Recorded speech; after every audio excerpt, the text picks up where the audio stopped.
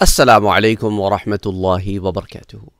Let's look at the next question. Sir, can you talk about preserved tablet, which is Lawh al-Mahfooz?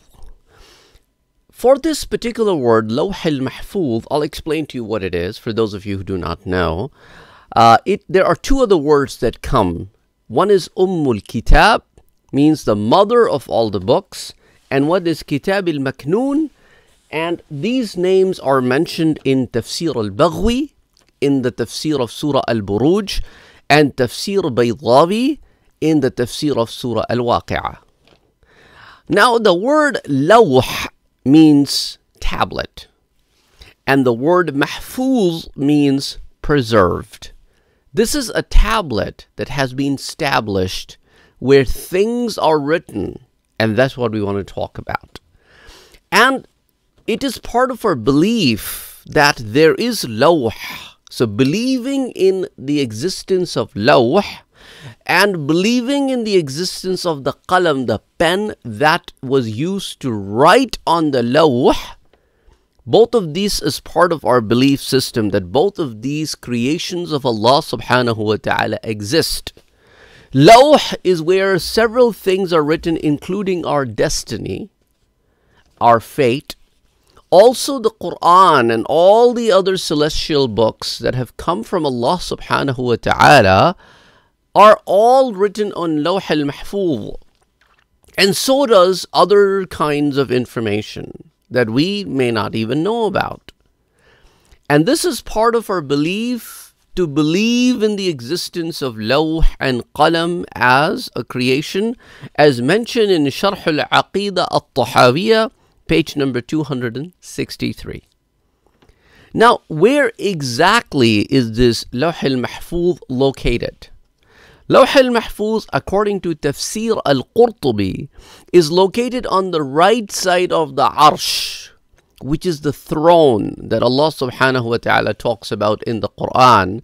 And inshallah, if you're interested, we can talk about both Al-Arsh and also Al-Kursi, which are two separate creations of Allah subhanahu wa ta'ala.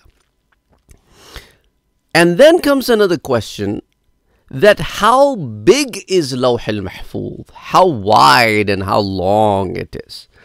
Abdullah ibn Abbas radiyallahu ta'ala anhu says that when Allah subhanahu wa ta'ala created this Lawh al-Mahfooz, Allah created it so long that you would need 100 years to just complete its length.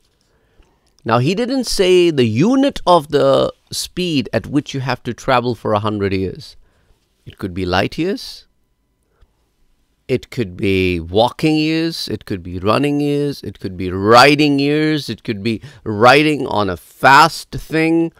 We do not know the speed at which you would travel for 100 years, but itself is extremely long. And this is reported in Al-Uzma by Abu Shaykh. Similarly, in Tafsir Ibn Kathir, we come to know that it is as wide as from east to west. Subhanallah.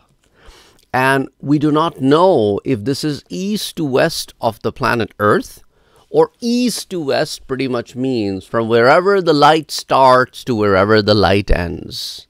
Allah knows the best. And then comes the question, okay, what is it made from? Well, by the way, Allah and His Prophet knows the best about this. However, we have one narration through which we know somewhat information about Lawh al-Mahfooz, and this is reported in Hilyatul Awliya, volume number 4, page 338, that the Prophet sallallahu alaihi wasallam said, it is made from white pearl. Its pages are made from red ruby. Its pen and its ink, they are made from nur, from special light. And again, Allah subhanahu wa ta'ala knows best, and His Prophet knows as well, that what could be, and this probably is not like the white pearl that you see around us. It's probably not like a red ruby that you see on the planet Earth. Allah knows the exact thing, that how He created it. And then in Surah Buruj, ayahs 21 and 22, in Tafsir al-Qurtubi, it is mentioned the Lawh al-Mehfooz, what kind of information it has. It has information about all creations that Allah subhanahu wa ta'ala has ever created and will ever create. And it has everything mentioned about those creations.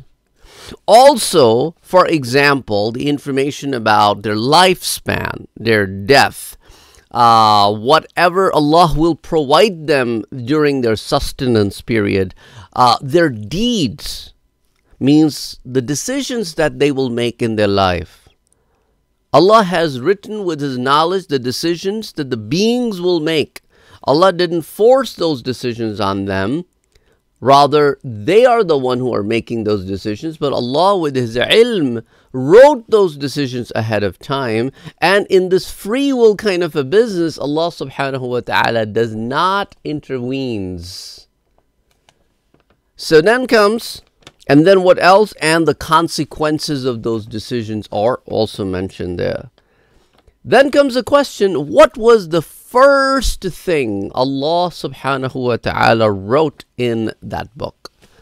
There's a long narration. I'll tell you maybe the beginning part of that narration, reported by Abdullah ibn Abbas radiyallahu anhu, as reported in Tafsir al-Qurtubi, that Allah subhanahu wa ta'ala wrote in Lawh al-Mahfuz, I am Allah, none is worthy of worship but me, or but I, and Muhammad sallallahu alayhi wa alihi wasallam is my messenger.